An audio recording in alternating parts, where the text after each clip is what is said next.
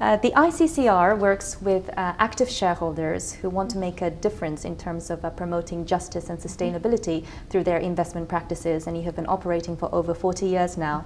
Can you please give us two representative examples of how your work has had an impact on corporations? ICCR is working with a broad range of companies on the global crisis of undernutrition and overnutrition of children.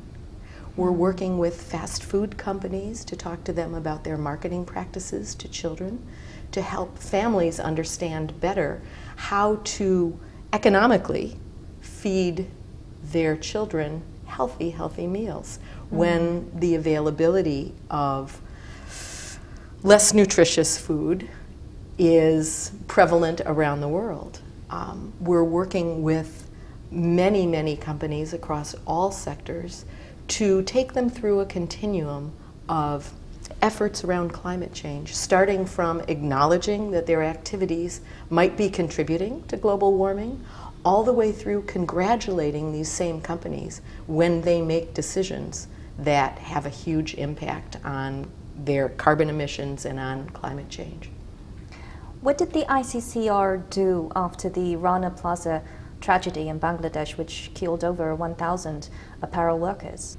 ICCR has been very involved with supply chain issues really for 2 decades. And so our connections to the retail sector, our connections to first, second, third, fourth degree supply chain issues are very deep. And so when the tragedy occurred in Rana Plaza, we had the, if you will, the presence and the contacts to be able to raise a large group of global institutional investors to reach out to the government of Bangladesh and to major brands around the world who did business through their supply chain in Bangladesh to really raise some concerns.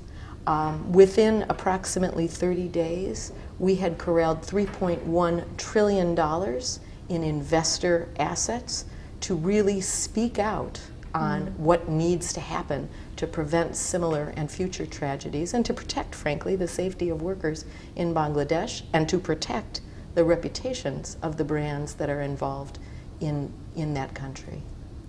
I understand that there's the investor statement on Bangladesh. Why should European investors support this?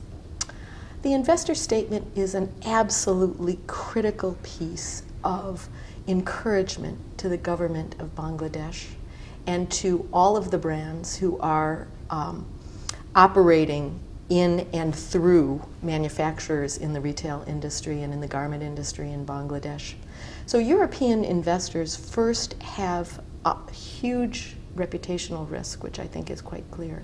I think investors who are looking to find the most effective, most profitable companies who will ultimately create long-term value for their beneficiaries, for their investors,